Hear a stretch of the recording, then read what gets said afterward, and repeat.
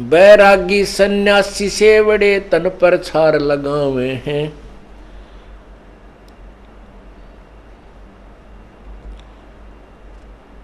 पांचों नार 2500 लड़के धुंधु धार मचावे हैं।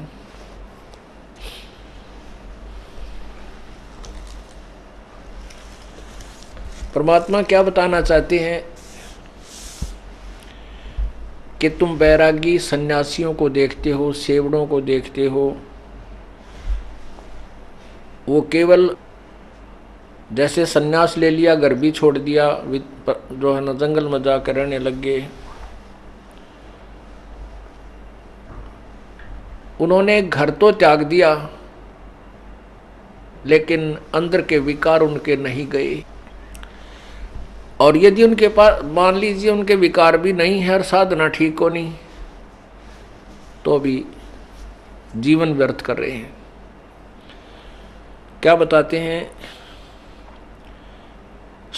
बैरागी सन्यासी से बड़े तन पर छार लगावे हैं, और पांचों नार 2500 लड़के धुंधु धार मचावे हैं। पांचों नारी, एक नारी त्याग दीनी 5 नारी गैल वे, पाया न द्वारा मुक्ति का सुखदेव करी बहु सैल वे।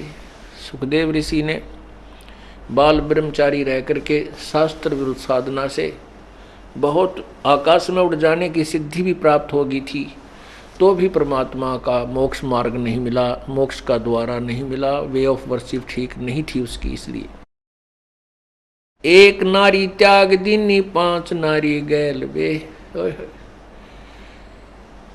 कहते हैं हमने घर त्याग दिया, मनुष्य ने स्त्री को इसलिए त्याग दिया कि भजन में बाधा करती है। जैसे उनकी सोच है, वैसे तत्वज्ञान की रोशनी में पता चला है कि कोई भी बाधा नहीं करते, ना स्त्री पुरुष के लिए बाधक है, ना पुरुष स्त्री के लिए बाधक है। बाधक तो हमारे विकार, जो अन्य विकार हैं, और साथ में शास्त्र साधना, वो हमारे बाधक है।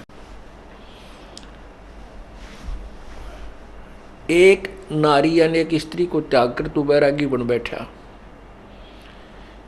और कहते हैं 5 नारी गैल वे, काम क्रोध मोह लोभ अहंकार, ये न्यो के न्यो तेरे साथ, ये 5 और तेरे साथ तेरा ब्याह राखी, इन न त्याग, तब मानना कि तू बैरागी और सन्यासी है। तो क्या कहते हैं?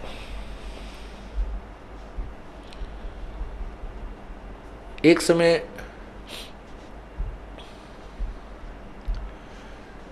हरिद्वार हरपैड़ी पर कुंभ का मेला हुआ।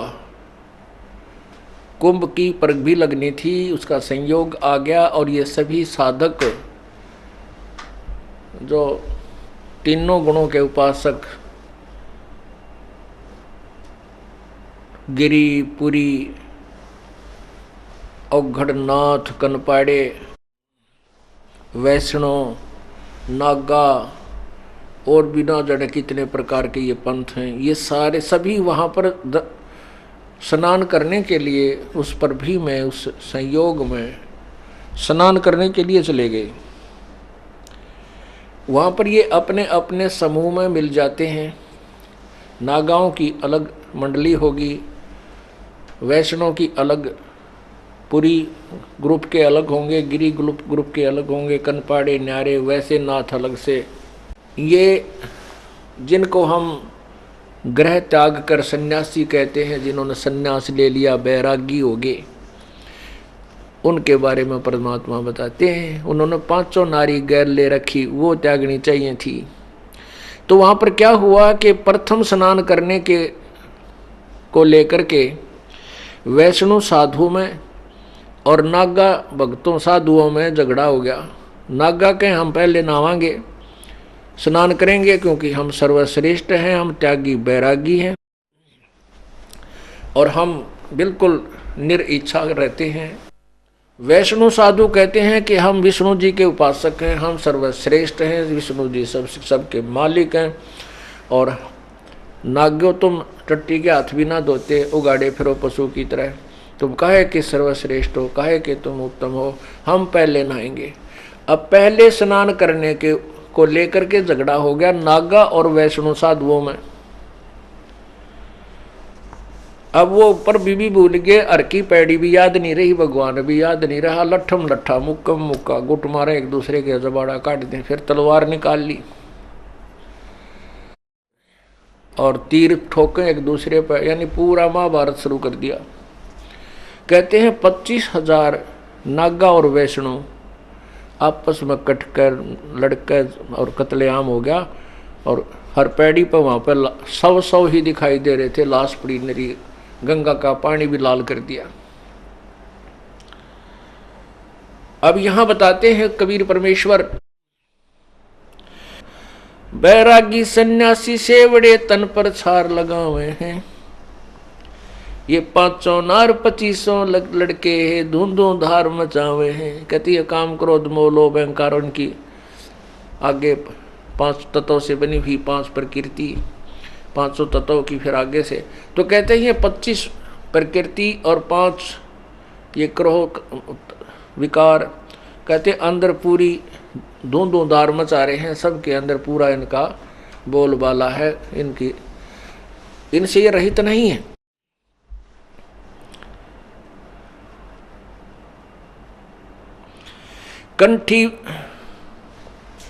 कंठी माला और मृगछाला सिर पर जटा रखावे हैं, ढोलक ताल झालरी पीटे ताना रीरी गावे हैं, यो भी बैदा है बैदे से भेद अलैदा, ये भी बैदा बैदा क्यों जाना, हम सतगुरु बैठे नो जाना।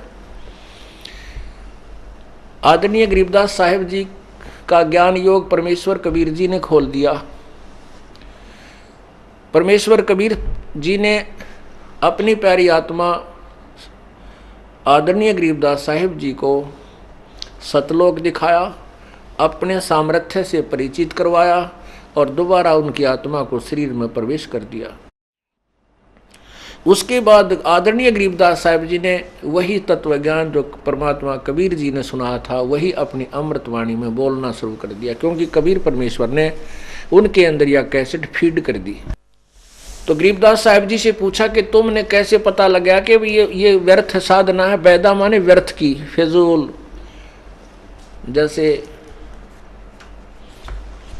थोथे उसको कोई कूट रहा हो, उसमें से कुछ भी हासिल उसको ग्रहण नहीं होना है, इसलिए वो व्यर्थ प्रयत्न होता है।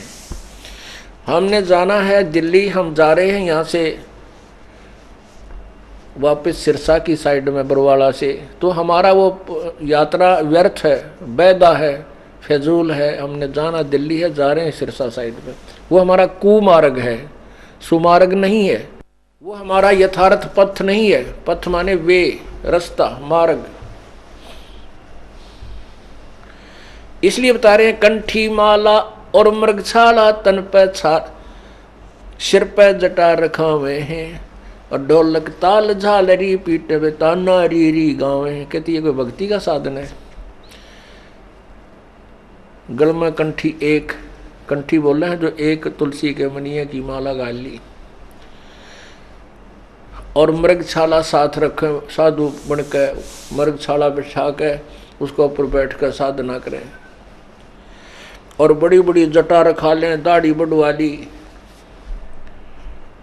और फिर कोई ढोलक पीटा, गाँव में नाचें कूदें बकवाद करें। कहते हैं ये भी वैदा है, व्रत का प्रयत्न है।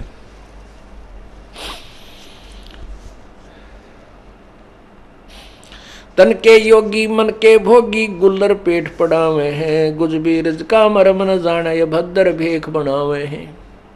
यो भी बैदा है बैदे से भेद अलैदा, यो भी बैदा बैदा क्यों जाना, हम सतगुरु बैठे नो जाना। अब गरीबदास जी महाराज कहते हैं कि हमने वह सतगुरु मिल गए।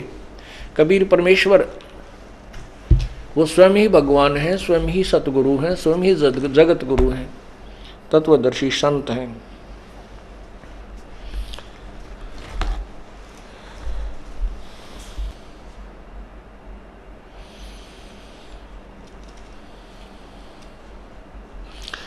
करवा और कोपीन लिए जो बनखड़ गुफा बनावे हैं, खुद्या कुत्ती घट में दूती, फिर गृष्टि द्वारे आवे हैं। ओह परमात्मा क्या बताना चाहते हैं कि एक तो हाथ में लोटा ले लिया करमंडल, और तन पर केवल एक लंगोट, एक कोपीन, एक कपड़ा पर्दे पर बांध लिया, और बाकी शरीर नगन। और जंगल में जाकर गुफा खोज कर उसमें रहने लाग गए। कहने लगे या के बैराग करा भाई तूने, भूख लागी। भूख ने एक दिन रोक लेगा, ज़्यादा से ज़्यादा एक रात भी रोक लेगा। अगले दिन उठा कर लठ और ले का वो लोट करमंडल, और फिर चला गांव में, नगर में भीख मांगने के लिए, भिक्षा लेने के लिए। कहते फिर गृहस्थी का द्वारा आना पड़ा, फिर घर के छोड़ा तूने। करवा और को पीन लिए जो बनखंड गुफा बनावे हैं, या खुदा कुत्ती घट में दूती, फिर गृहस्थी द्वारा जावे हैं। यो भी बैदा है वैधे से भेद अलैदा। इससे जो तुम व्रत साधना कर रहे हो इससे अलग है वो भक्ति मार्ग, न्यारा है।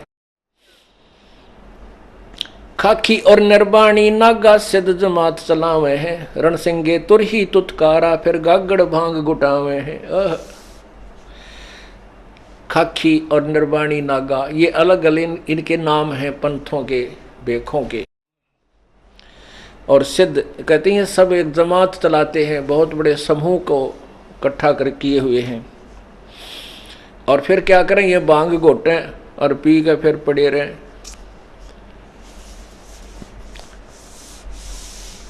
पुण्यात्माओं, इस काल ने इतना भ्रमित कर दिया मानो इस प्राणी को कि इस तरह डले कितने डवा लो, कठिन से कठिन परिश्रम करवा लो, लेकिन सत भक्ति हो मन करे को नहीं। अब आप परमात्मा ने हमें वो साधना बताई है जो ओरिजिनल यथार्थ है, सब सदग्रंथों में प्रमाण है। और जिन महापुरुषों ने भगवान पाया उन्होंने यही साधना की है। और जिनको भगवान मिला नहीं वो चाहे कितना भी ड्रामा कर गए, कितना हठ योग कर गए, बड़ी बड़ी सिद्धियां दिखा गए, बड़े चमत्कार करके चले गए, लेकिन उनका जीवन व्यर्थ है। क्योंकि केवल उन्हीं महापुरुषों ने परमात्मा को साकार बताया है जिन्होंने भगवान पाया है, और जिन्होंने निराकार बताया उनको भगवान मिला ही नहीं। तो अभी तक जितने भी ये पंथ हैं, आप किसी भी पंथ की छुरी देख लो, मेरे पास सबका इतिहास रखा है। उन महापुरुषों ने यह बताया कि सतलोक में प्रकाश ही प्रकाश है, चेतन ही चेतन है, वहाँ कोई सत्पुरुष नहीं है, कोई आत्मा नहीं। आत्मा परमात्मा के उस प्रकाश में लीन हो जाती है, जैसे समुद्र में बूंद समा जाती है। भले पुरुष हो, अगर वहाँ भगवान नहीं है तो हम के टिंडे लेंगे उड़ा जाकर, बता हम क्या करेंगे जब भगवान वहाँ है ही नहीं, निराकार है, प्रकाश ही प्रकाश। प्रकाश ही सूर्य का रात दिन में कितना देख ले। हमने तो भगवान से मिलना है जिसके देखते हैं आत्मा प्रसन्न हो, गदगद हो। हम तो उसके लिए तड़प रहे, यार वो है नहीं। अब कोई लड़की का ब्याह करे और उसने कहा बेटी तेरा ब्याह करेंगे तो नो हो जाएगी, फिर नो तेरा पति तो है ही नहीं, वो तो निराकार है, फिर वह उन्हें टिंडे लेने जाएगी, वह क्या करेगी ब्याह करवा के। तो ऐसे भ्रमित कर दिया हमारे को, जबकि हमारे सारे सदग्रंथ कहने लग रहे भाई भगवान साकार है, मनुष्य जैसा है, उसका यो नाम है। तो उन महापुरुषों ने बताया है जिन्होंने भगवान को पाया है, उन्होंने परमात्मा साकार बताया है, मनुष्य जैसा बताया, उसका नाम कबीर बताया है। उनमें से कौन कौन है? आदरणीय धर्मदास साहिब जी, आदरणीय मलुकदास साहिब जी, आदरणीय दादू साहिब जी, आदरणीय नानक साहिब जी, आदरणीय गरीबदास साहिब जी, आदरणीय घीसा साहिब जी। ये आधा दर्जन तक दास का याद है जिन्होंने परमात्मा पाया, उन्होंने शरीर बताया, उसका नाम कबीर बताया। हमारे सब सदग्रंथ प्रमाण देते हैं परमात्मा साकार है और उसका नाम कबीर है।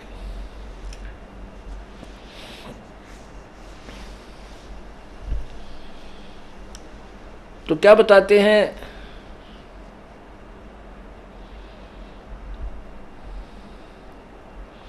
काशी गया प्रयाग महोदित जगन्नाथ को जावे हैं, लोहागर पुष्कर परसे हैं, द्वारका दाग दगावे हैं, यो भी बैदा है।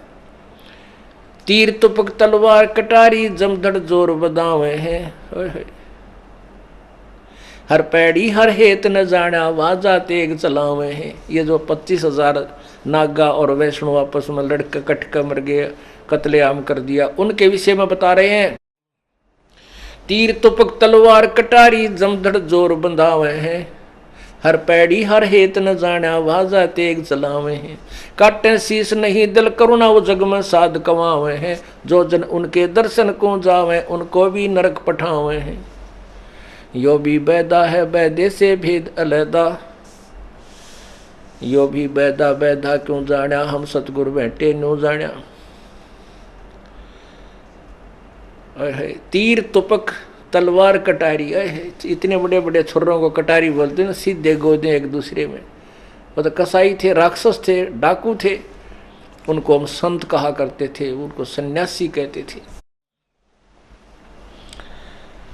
तीर तुपक तलवार कटारी जमदड़ जोर बदावे हैं। डट कर झगड़ा करें कहते, लड़ाई करते हैं। और हर पैड़ी हर हेत ना जाड़ा, हर की पैड़ी कहें और भगवान का बैबी को नहीं। उसकी छाती के ऊपर कत्लेआम करने लग रहे तुम, फिर भगत की कहाँ के हुए? उनको हर की पैड़ी नाम भी क्यों रखा तुमने, जब वहाँ भगवान है ही नहीं। और भगवान के सामने तुम ऐसा जुल्म कर रहे हो, फिर तुम भगवान की चाह कहाँ तुम्हें?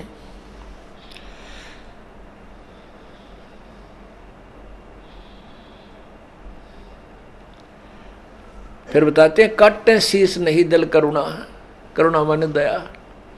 काटे शीश नहीं दिल करुणा, और वो जग में संत कमावे हैं। उनको दुनिया साधु कहती है, साध कमावे हैं। परमात्मा की प्यारी आत्मा गरीबदास जी कह रहे हैं, जो पुण्यात्मा उन ऐसे दुष्टों के दर्शन करने जा उनको भी नरक ले जाते हैं। यानी उनके पास ना मार्ग है, उनको संत मान करके उनके आश्रित हो जाते हैं। फिर जैसी भी साधना बताते हैं, बोली आत्मा आँख मीच के करती रहती हैं, क्योंकि भगवान के चाहने वाली आत्माएं ब्लाइंड फेथ करती हैं। और परमात्मा के पाने का एक यही तरीका है कि जब आपको परमात्मा की चाह हो और संत आपको मिल जाए, आपका उसके ऊपर ब्लाइंड फेथ होना चाहिए, अंधविश्वास।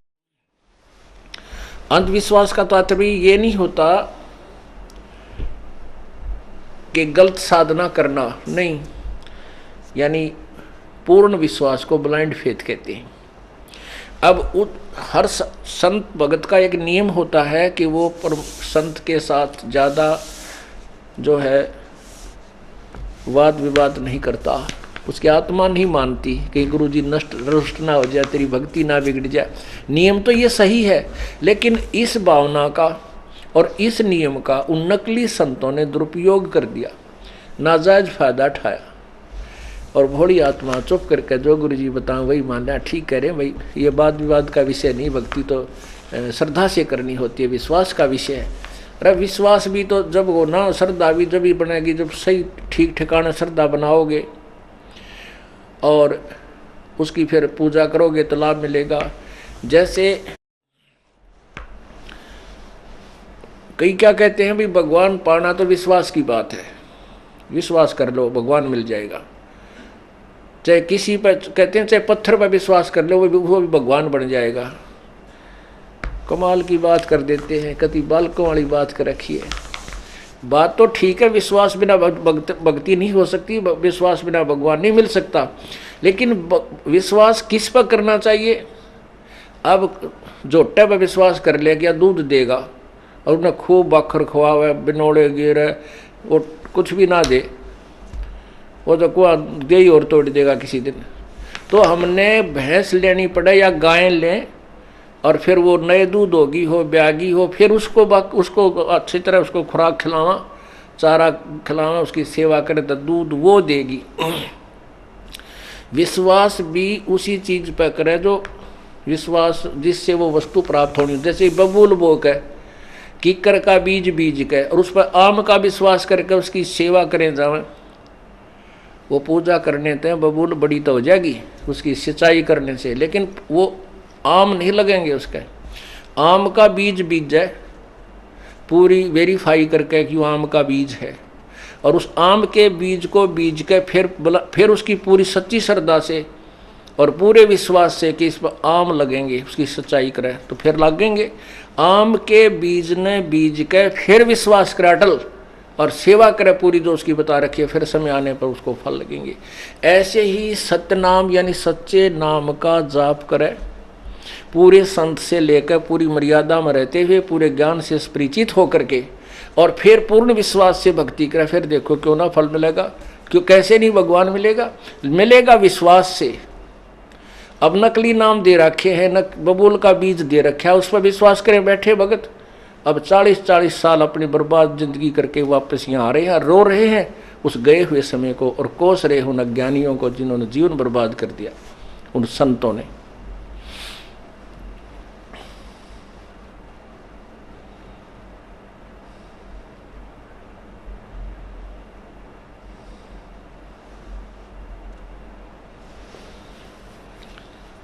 संपट सिलाकू साहेब कहते चेतन सार चलावे हैं, अंधा जगत पुजारी जिसका दुनिया का मन भावे है।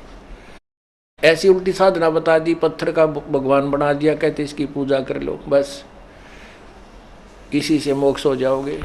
अरे नहीं, परमात्मा कहते हैं मूर्ति भगवान की बुरी नहीं, लेकिन उस मूर्ति की पूजा व्यर्थ है। पुण्यात्मा, हम परमात्मा कबीर परमेश्वर जी क्या हमें बताना चाहते थे, ये न तो हम समझ सके, और हम ने समझने की चेष्टा की तो हमारे नकली गुरुओं ने, धार्मिक गुरुओं ने परमात्मा क्या कहते थे उसके विपरीत उलट पुलट कह करके हमें भ्रमित कर दिया। परमात्मा मूर्ति के विरोधी नहीं थे, मूर्ति पूजा के विरोधी थे, उसको निषेध बताते थे। जैसे आपके पास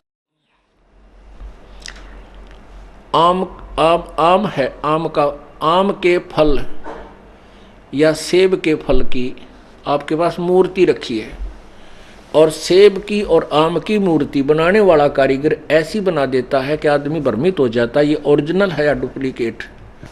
परमात्मा कबीर परमेश्वर जी मूर्ति के विरोधी नहीं थे, मूर्ति पूजा को निषेध बताते थे। अब जैसे आपके पास आम के या सेब के फल की मूर्त रखी है पत्थर की, और वो इतनी अच्छी होती है, बनाने वाले ने इतनी कारीगरी दिखा रखी होती है कि आदमी को ये भ्रम हो जाता है ये सचमुच ओरिजिनल है या डुप्लीकेट।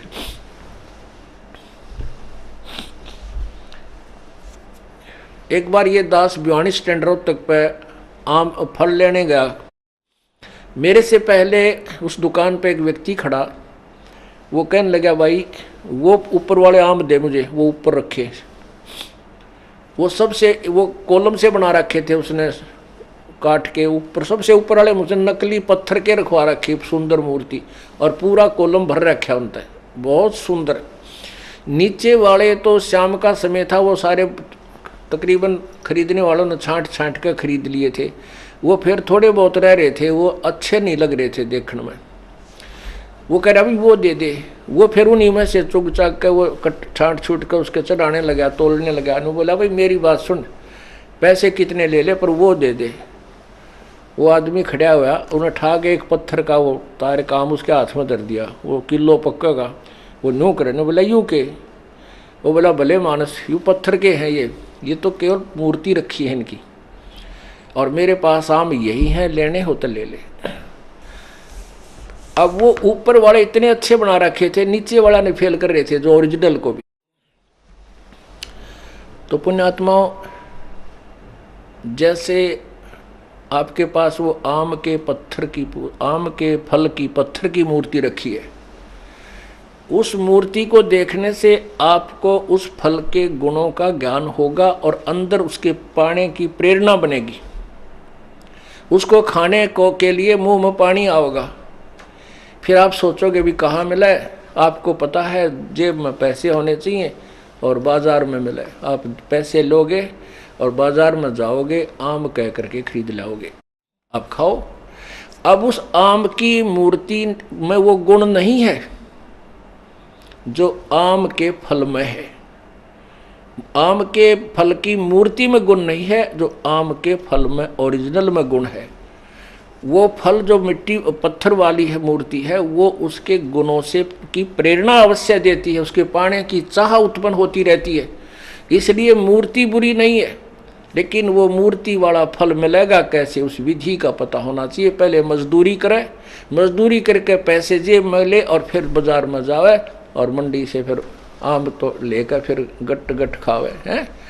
सारा टेस्ट आवे। ऐसे ही भगवान की मूर्ति आपके घर पे है, किसी भी इष्ट की आप पूजा करते हो, वह मूर्ति आपको कोई लाभ नहीं दे सकती। वो केवल उस भगवान के गुणों का ज्ञान कराती है, उसकी महिमा से परिचित कराती है कि ये भगवान ऐसा है, इसमें ये वो। और वो ज्ञान उसका कहाँ से हुआ? आपको उसकी जीवन लीला से। जैसे भगवान विष्णु की जीवन लीला विष्णु पुराण में, देवी पुराण में, क्योंकि पुराण जो हैं ये 18 अवश्य हो गए, लेकिन ज्ञान इनमें एक ही है। और ये सभी ब्रह्मा जी द्वारा कहे गए हैं। ब्रह्मा जी के सुनने के बाद अन्य ऋषियों ने उनसे सुनकर कुछ अपना अनुभव, कुछ वैसे वो मिला मिलू कर 18 भाग बना दिए। तो विष्णु जी के विषय में ज्ञान कहाँ हुआ? विष्णु पुराण से। तो आप विष्णु पुराण को पढ़िए, विष्णु पुराण के से फिर उसके बाद उस गुरु के पास जाइए जो आपको विष्णु जी की साधना बताता है, और फिर आप उसकी साधना करोगे तब वो मूर्ति वाला भगवान लाभ देगा जितना उसमें गुण है, जितना वो दे सकता है। तो इसी प्रकार हम कबीर परमेश्वर पूर्ण परमात्मा के मूर्ति अपने पास रखेंगे तो उस मूर्ति से हमें कोई लाभ नहीं होगा, लेकिन मूर्ति वाले भगवान से लाभ होगा। वो कैसे मिलेगा? उसकी हिस्ट्री से हमें पता चलेगा ये कितना भगवान है, कितना इसमें शक्ति है, उसकी कहानी से, उनकी लीला से। फिर उस संत तत्वदर्शी संत, उनके गुरु के पास जाइए जो उनको उनका पूर्ण यथार्थ ज्ञान जानता है, उससे उपदेश लीजिए और फिर नाम की मजदूरी कीजिए, फिर भगवान का फल खाइए, वो भगवान रूपी फल फिर प्राप्त कीजिए। तो क्या बताते हैं? संपट सलाकों साहेब कहते चेतन सार चलावे हैं, अंधा जगत पुजारी जिनका दुनिया का मन भावे हैं। वो अनाड़ी संत गुरु कहते मूर्ति दे दी और इसी की पूजा करो, इस पर फूल चढ़ाओ, मत्था टेको, पता से चढ़ा दो है और पैसे चढ़ाओ, बेड़ा पार हो जाएगा। नहीं। और कहते अंधा जगत पुजारी जिसका, अंधा ज्ञानहीन, ज्ञान नेत्रहीन जगत वो नकली संतों के पीछे, उन गुरुओं के पीछे घूम रहा है जो पत्थर को भगवान कहते हैं।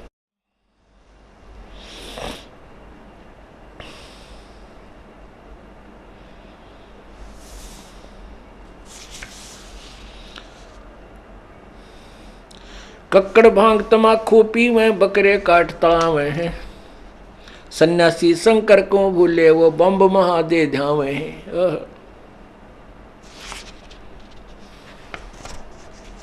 ये 10 नाम दया नहीं जाने, गेरू कपड़ रंगावे हैं, पार ब्रह्म से परचे नाही, शिव करता ठहरावे हैं।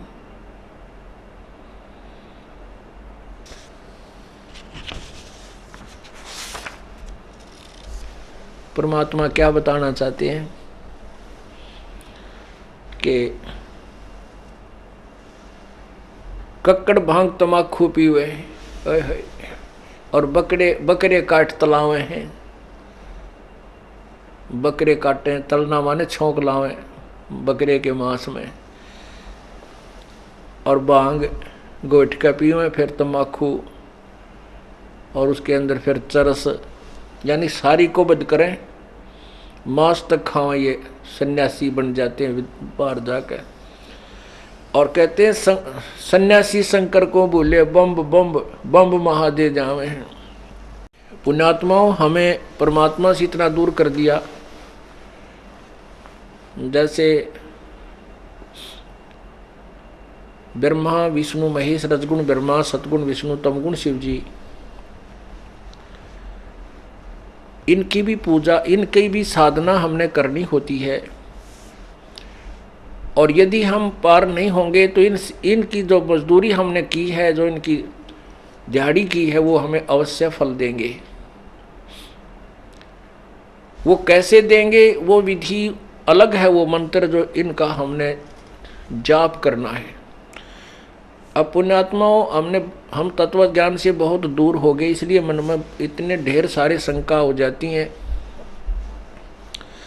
एक तो पूजा होती है, एक सत्कार होता है। पूजा और आदर में, सत्कार में बहुत अंतर है।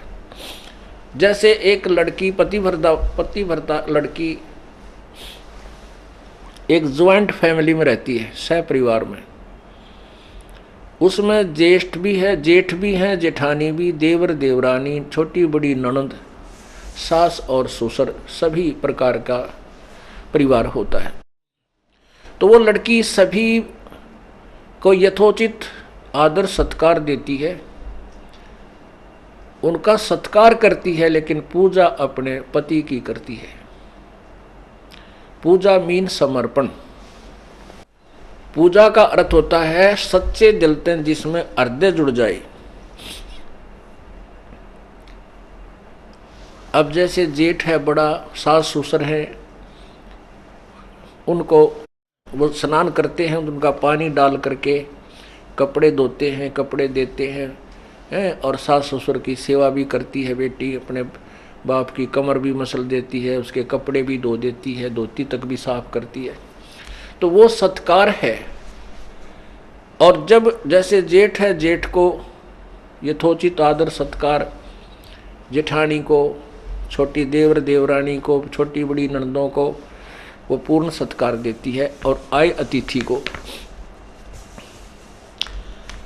और जब वो अलग होते हैं, वो भाई अलग हो जाते हैं समय आने पर, फिर वो अपने सारे हिस्से के सामान न उठाकर अपने पति वाले कमरे में धर लेगी उठाकर। उनका फिर उनसे कोई लगाव नहीं है, लेकिन वो सत्कार वाला स्वभाव फिर भी बना रहेगा। इसी प्रकार जब हम यहाँ एक सह परिवार में रह रहे हैं, यानी एक ब्रह्मांड हमारा घर है, इसमें ब्रह्मा विष्णु महेश इस ब्रह्मांड रूपी घर के कुछ अधिकारी बनाए हुए हैं, इनका कुछ कार्य हमें सौंपा हुआ प्रभु ने। तो हम इनके साथ इनके आदर सत्कार हम इनका करेंगे। अब क्यों करेंगे ये कहने की आवश्यकता नहीं, क्योंकि हम एक परिवार के सदस्य हैं। और जब हम अलग होंगे, जब हम अपने सतलोक जाएंगे अपने पति के साथ, परम पिता अपने मालिक के साथ, फिर हमारा इनसे कोई लगाव नहीं और कोई द्वेष नहीं। अपने सारे सामान न लेकर, अपनी सारी पूजा को लेकर हम चल पड़ेंगे अपने पति के, अपने मालिक के साथ, यानी कबीर परमेश्वर के साथ। तो ऐसे हमने इस परमात्मा के मार्ग को और यथार्थ भक्ति विधि को समझना है। अब हम जो ओरिजिनल मंत्र हैं इनके, जैसे एक सिंपल सा एक वैसे आउट ऑफ सिलेबस उदाहरण है। अब जैसे कुत्ता है, कुत्ते ने आप कहते रहो कुत्ते कुत्ते कुत्ते, नहीं आएगा। आप उसका एक कोड वर्ड है तो वो भाग गया होगा नो खूब स्पीड तक। परमात्मा कहते हैं कुत्ता तेरे दरबार का मोतिया मेरा नाम, गले प्रेम की रस्सी जहाँ खींचो आ जाऊं मैं। कहते तो करो तो भाग गया हूं, और दूर दूर करो तो वापस चला जाऊं। तो वो कुत्ते को प्राप्त बुलाने का, उससे लाभ लेने का एक कोड वर्ड है, वो वास्तविक मंत्र है उसका, जिससे वो खींचा आता है।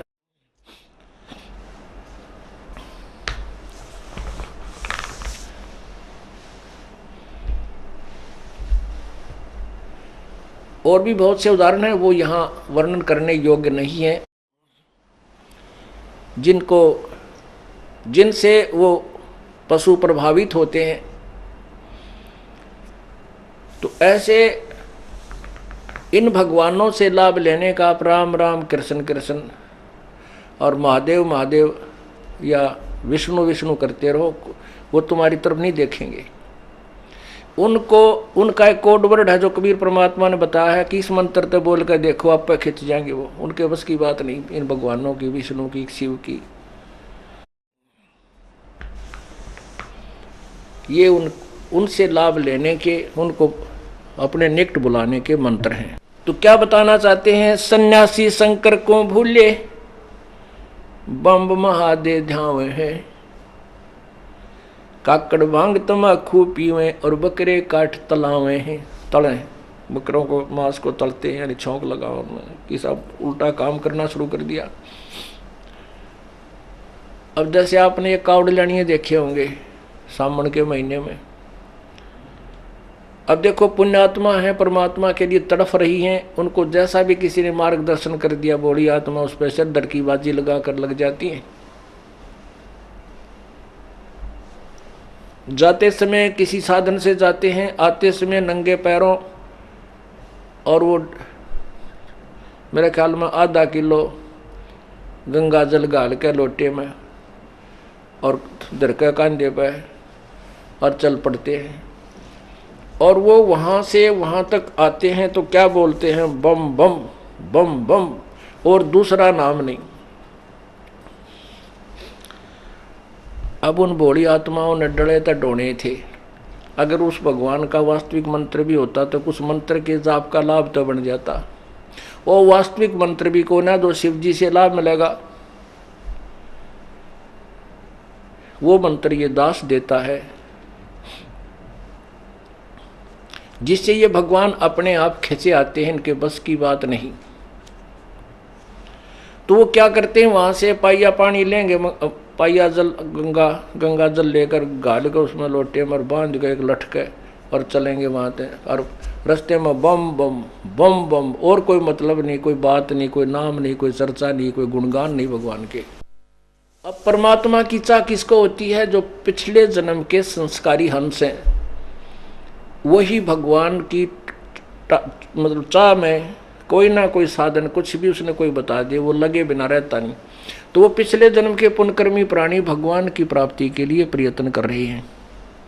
रास्ते में ये सेठ लोग क्या करते हैं, फरी भंडारा खोल देते हैं। अब वो पुण्यात्मा जो पिछले जन्म का कोई पुण्य था, उसमें से वहाँ खाना खाते हैं, वो पुण्य उस खाना खिलाने वाले को लग गए, मिल गए, उसके खाते से जो है डेबिट हो गए, और जिसने खाना खिलाया उसमें क्रेडिट हो गया, उसको मिल गए, उसके कम हो गए। और सावन के महीने में इतने जीव जंतु हो जाते हैं जो बहुत गुणे। सावन के महीने में जो पाप जीव को होता है पूरे वर्ष में नहीं होता। ये जीवन सा जो पैरा तला जीव जंतु मरते, इतने जीव जंतु बन जाते।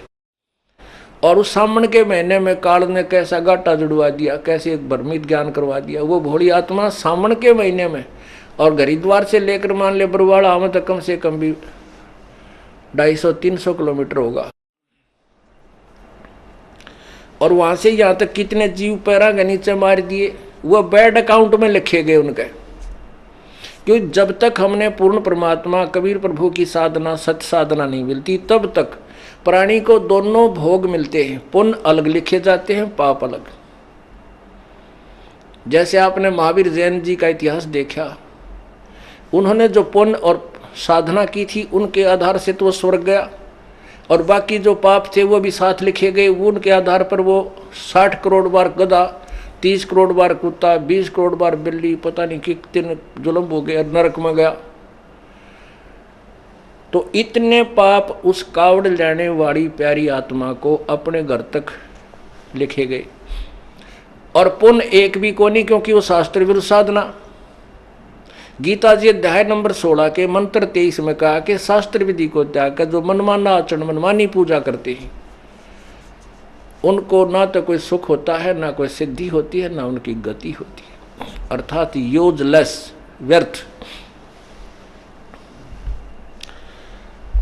अब उन पुण्यात्माओं के पाप तो गिठड़ी बंद गई, और बम बम कहने का कोई मंत्र नहीं, ना कोई से लाभ इसके बोलने से। जो पुण्य थे पिछले जन्म के, वो रास्ते में उन खाना खिलाने वालों ने कुछ तवल खसोट लिए, ले लिए, और वो पाइया पानी था वो चढ़ा दिया कि पत्थर की मूर्ति पर जा गिरा। अब उसका पल्ला तो बम बम रह गया और कुछ भी कोई ना। और कह वो गिठड़ी पापों की जो बांध ली इतने जीव मार के, कहते पृथ्वी ऊपर पग जो धारे, करोड़ जीव एक दिन में मारे। होय होय।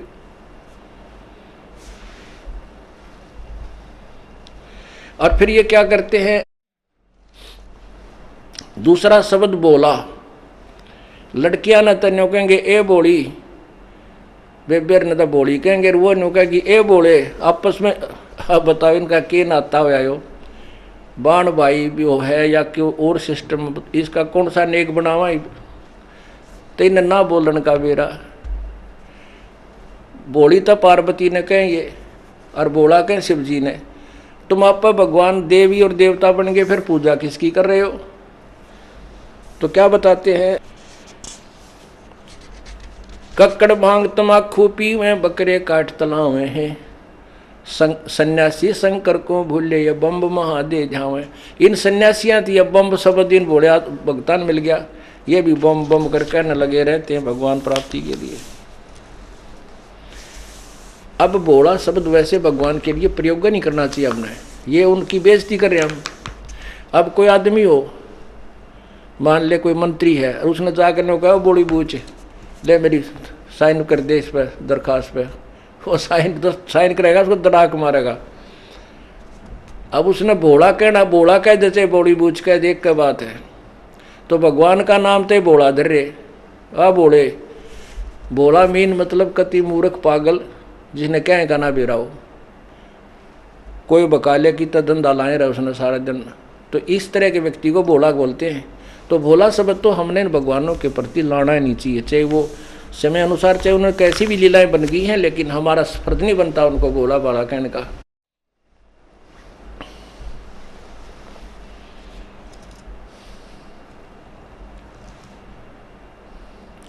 ये 10 नाम दया नहीं जाने, गेरू कपड़ रंगा हुए हैं, पार ब्रह्म से परिचय नाही, ये शिव करता ठहरा हुए हैं। ये 10 नामी सन्यासी, 10 नामी जो साधु हैं, सभी कहते हैं ये भगवान शिव जी के पुजारी, कहते हैं शिव को मालिक बताते हैं, शिव ही सर्वशक्तिमान है, ये सृष्टि रचना रहा है, ये सबका करता धरता है, कहते हैं शिव को भगवान बतावे। तो इनकी पूजा के सतर का आपको पता लग गया ये क्या कहना चाहते हैं। और शिव जी कहते हैं हम तो नाशवान हैं, हमारा तो जन्म मृत्यु होता है, समर्थ तो कोई और शक्ति है। भगवान शिव जी भी किसी और की पूजा करते हैं।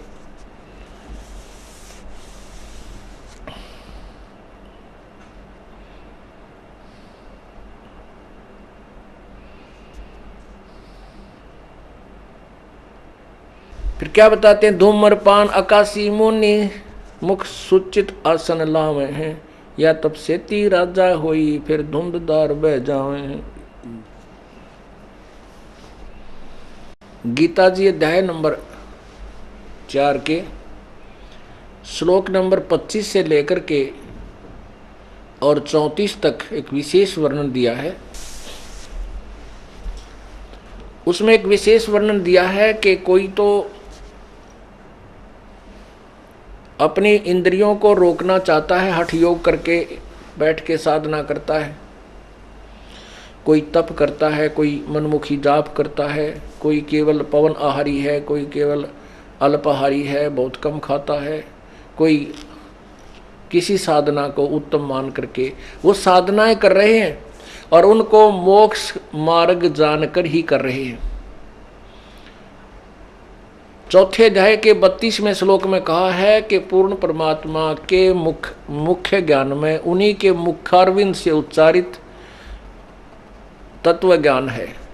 उस तत्व ज्ञान में वो भी साधना लिखी है जो अन्य साधक करते हैं, जो लाभदायक है या नहीं है वो उसी में निर्णय होगा, वही बताएगा ये साधना करने की है या नहीं करने की। ये देखिएगा श्रीमद् भगवत गीता। पुण्यात्माओं, हमने परमात्मा पाना है और ये वो विद्यालय है जो प्राइमरी से लेकर और पीएचडी तक का ज्ञान इसी सामूहिक सतल पर आपको कराया जाएगा। और जब तक हम अपने ज्ञान में जो हम ज्ञान ग्रहण कर रहे हैं, सुन रहे हैं, इसमें निरसंशय नहीं होंगे तब तक हम भक्ति नहीं कर सकते।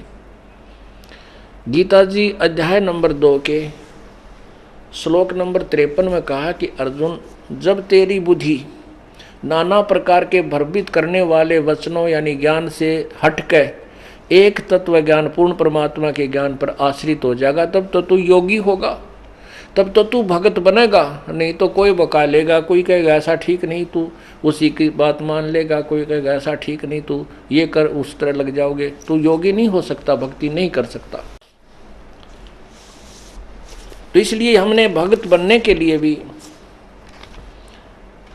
उस तत्व ज्ञान की शरण लेनी होगी, तत्वदर्शी संत की खोज करनी होगी, जो अपनी पवित्र गीता जी हमें बता रही है।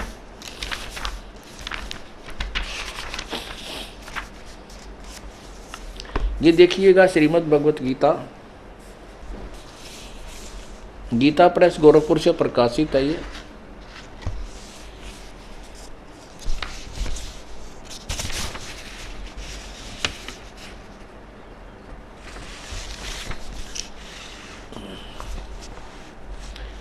प्रकाशक में मुद्रक गीता प्रेस गोरखपुर, गोविंद भवन कार्यालय, कलकत्ता का संस्थान। अध्याय नंबर 4 का और श्लोक नंबर ये 25 है। दूसरे योगीजन देवताओं के पूजन रूप यज्ञ का, यज्ञ माने साधना का अनुष्ठान करते हैं, भक्ति, और अन्य योगीजन दूसरे परब्रह्म परमात्मा रूप अग्नि में ब्रह्म अग्नो आत्म भेद दर्शन रूप यज्ञ को करते हैं। आत्मा रूप यज्ञ का ही आत्मा रूप यज्ञ का हवन करते हैं। और 26 में, ये 26 में है, अन्य श्रोत्र आदि समस्त इंद्रियों को संयम रूप अग्नि में हवन करते हैं। क्या करते हैं? दूसरे लोग शब्द आदि समस्त विषयों को, इन विषय इंद्रियों को अग्नि में हवन करते हैं। अब क्या बता रहे हैं कि कुछ तो अपने कान, आंख, नाक मूंद के और नो कहते इनको रोक के साधना करो, अंदर शब्द सुनो, धुन सुनो, है प्रकाश देखो, आंख दाब लो, देखो बिजल से पाटे, यो भगवान है, ये टट्टू भगवान है। ये तो 2 मिनट का काम था भाई, इतने बड़े सदग्रंथ लिखने की क्या आवश्यकता थी भाई? क्या ये गीता लिखने की आवश्यकता थी? एक लाइन लिख देते, कान आंख दाब के देख लो, प्रकाश दिखेगा, भगवान मिल गया, खत्म कहानी। नहीं, तो ये बता रहे हैं कुछ तो ऐसे बताते हैं, कुछ ऐसे बताते हैं, लेकिन ये तत्व ज्ञान नहीं है, ये वास्तविक ज्ञान नहीं है, ये पूजा की विधि यथार्थ नहीं है। आगे देखो क्लियर होता है।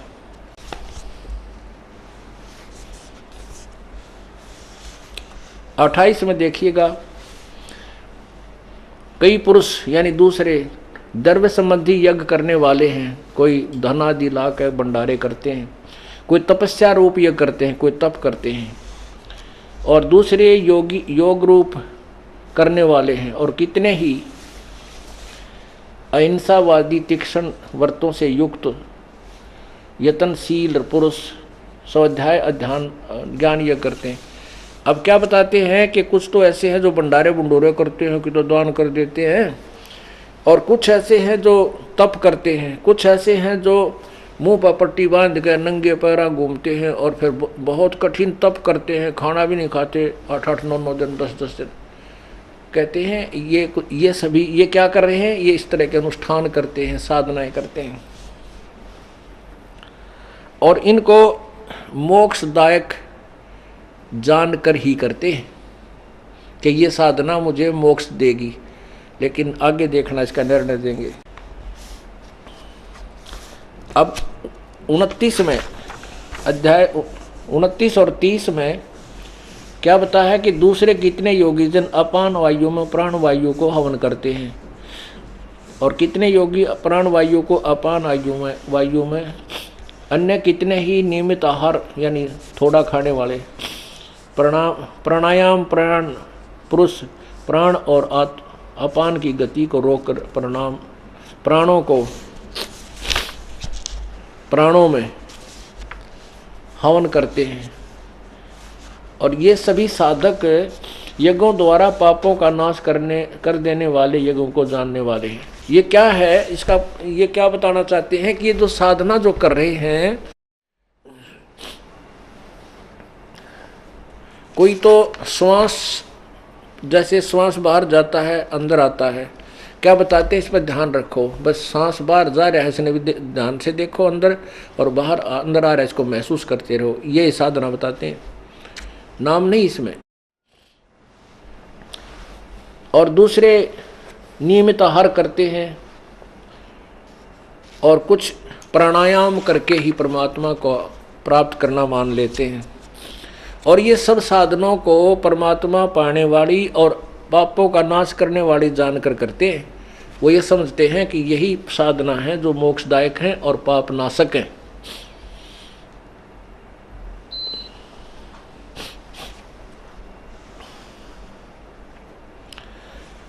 अब इसके विषय में अध्याय नंबर 4 के 32 में क्लियर कर दिया।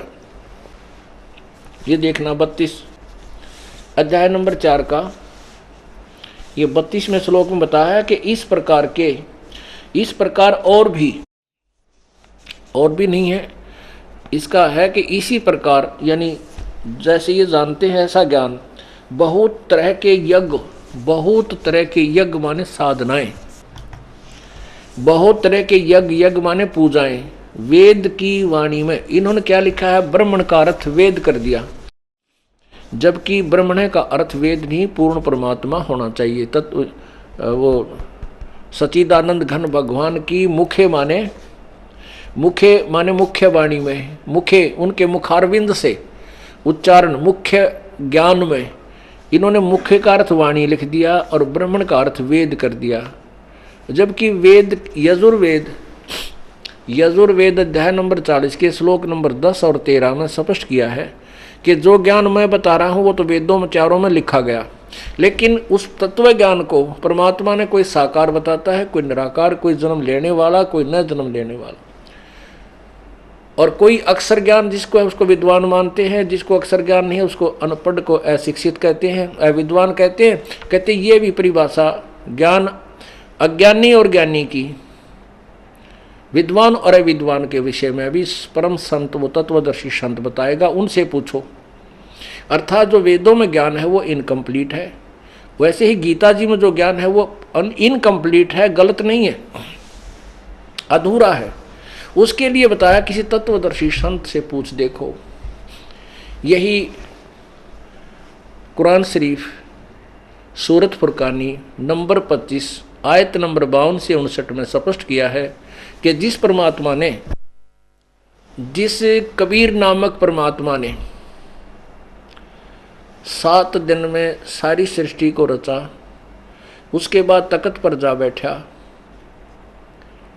और वही पाप मोक्षदायक है, वही इबादत ही पूजा के योग्य है, उसके विषय में किसी बाखबर से पूछ देखो, यानी तत्वदर्शी संत से पूछो। इससे सिद्ध है कि कुरान शरीफ का ज्ञान इनकम्प्लीट है, गलत नहीं कह सकते, अधूरा है, और उसके पूर्ण ज्ञान को पूर्ण परमात्मा के विषय में जानने के लिए कोई तत्वदर्शी संत की तरफ आदेश है। ऐसे ही पवित्र गीता जी अध्याय नंबर 4 के 34 में कहा है। अब 32 में ये कहा है कि वो परमात्मा के जो वो बहुत प्रकार के यज्ञ यानी साधनाएं, पूजा की विधि परमात्मा पूर्ण परमात्मा के मुख्य ज्ञान में उन्हीं के मुखारविंद से उच्चारित है, उसमें लिखा हुआ है, विस्तार से कहे गए हैं। उसमें क्या लिखा है कि जो पहले बताए है ना, कोई ऐसी साधना करता है, कोई ऐसे करता है, कोई ऐसे करता है, लेकिन वो उनका भी भेद दिया है उस तत्व ज्ञान में। ये ठीक नहीं है, ये ठीक नहीं है, कोई ऐसा साधना करते वो बेदा है, व्यर्थ है, और फिर यथार्थ ज्ञान भी उसमें बताया गया है। इसका ये भाव है गीता जी अध्याय नंबर 4 के श्लोक नंबर 32 का। अब आपको ब्रह्मण्य का अर्थ दिखाते हैं।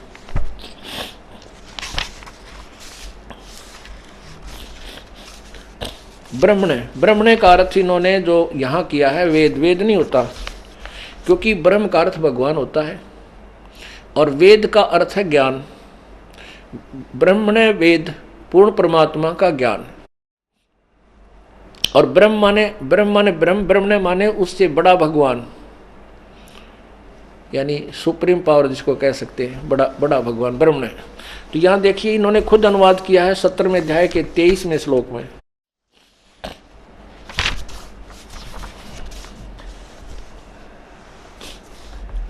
अध्याय नंबर 17 का और श्लोक नंबर ये 23 है, ये 23 है। इसमें लिखा है ओम तत्सत इति निर्देश ब्रह्मण त्रिविध समर्थ है। ये ब्रह्मण है, ब्राह्मणा तेन वेदा च यज्ञ च विहिता पुरा। ओम तत्सत, ऐसे यह 3 प्रकार का सच्चिदानंद घन ब्रह्म का नाम है। ब्रह्मणे का अर्थ सच्चिदानंद घन ब्रह्म है, ना कि वेद। यहाँ इन्होंने अज्ञान के कारण, इनको ज्ञान ना होने से ब्रह्मण का अर्थ अध्याय 4 के 32 में ब्रह्मण का अर्थ वेद कर दिया। यहाँ लिखना था सच्चिदानंद घन ब्रह्म की वाणी में। चल न्यू मान लें, वाणी लिख लेंगे, कोई बात नहीं। यहाँ ब्रह्मण का अर्थ लिख देते हैं सच्चिदानंद घन ब्रह्म की वाणी में, अर्थात कबीर वाणी में, उसके तत्व ज्ञान में विस्तार से कहे गए हैं। उन सबको तू कर्म जान, यानी कर्म से होने वाले मन, इंद्री और शारीरिक क्रिया द्वारा संपन्न होने वाले जान। इस प्रकार जानकर उनके अनुष्ठान द्वारा कर्म बंधन से सर्वथा मुक्त हो जाएगा। और कर्म जान का अर्थ है कि वो तो सारे काम करते करते करने योग्य हैं, जो वो संत बताएगा। तो जो तत्व ज्ञान में लिखे हुए हैं मुख्य वाणी में, परमात्मा के की वाणी में, वो पूर्ण यानी वे इस गीता से तो अलग कोई ज्ञान है, वेद नहीं। क्योंकि चारों वेदों का ज्ञान तो बता ही रहा वर्ण, चारों वेदों का ज्ञान ये शॉर्ट में गीता जी में लिखा हुआ है। अब इस ज्ञान के लिए उस ज्ञान को जो परमात्मा के मुखारविंद से उच्चारण है, उसकी वाणी में लिखा है, उस तत्व ज्ञान को देखो अध्याय नंबर 4 के और श्लोक नंबर 34 में। उस ज्ञान को जो पहले वर्णित किया है 4 के 32 में, उस ज्ञान को तू तत्वदर्शी ज्ञानियों के पास जाकर समझ, उनको भली भांति दंडवत प्रणाम करने से, उनकी सेवा करने से और कपट छोड़कर श्रद्धापूर्वक प्रश्न करने से वे परमात्म तत्व को भली भांति जानने वाले ज्ञानी महात्मा तुझे तत्व ज्ञान का उपदेश करेंगे। और उसके बारे में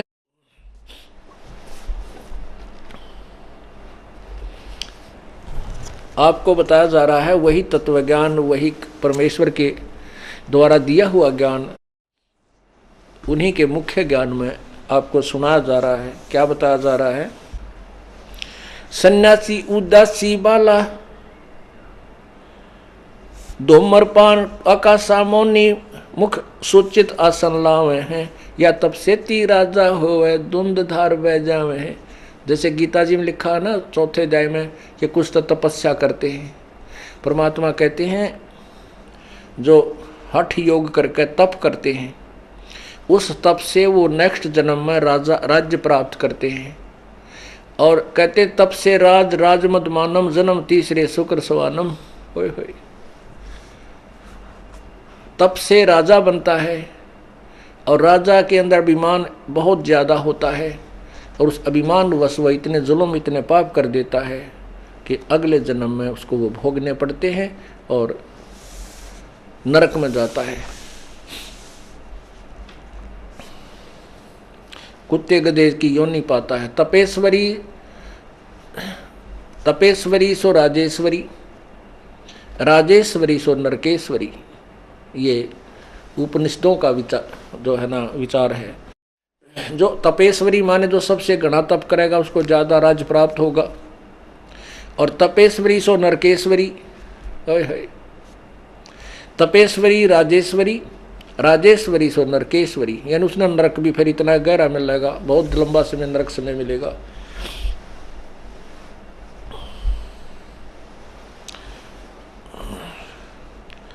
धूम्रपान आकाश मौनी मुख सूचित आसन लावे हैं, या तप सेती राजा होए फिर धुंध दार बह जावे हैं। यो भी बैदा है बैदे से भेद अलहदा, यो भी बैदा बैदा क्यों जाण्या, हम सतगुरु बैठे न्यू जाण्या। सन्यासी उदासी बाला रुखड़िया कहलावे हैं, आत्म तत्का मरम न जाण्या, वो सुन में पवन चढ़ावे हैं। जैसे आपने अभी सुना कि पान अपान प्राणों की अभ्यास करके सुचितासन ला के और सुन में पवन चढ़ाते हैं। गीता जी के अभी आपने 4 अध्याय के 26वें श्लोक में पढ़ा। उसी के बारे में कहते हैं कि वो ज्ञान उस तत्व ज्ञान में भी लिखा हुआ होगा, लेकिन उसमें निर्णय दिया होगा कि ऐसा करोगे तो ऐसा फल मिलेगा, ऐसा करोगे तो ऐसा फल मिलेगा।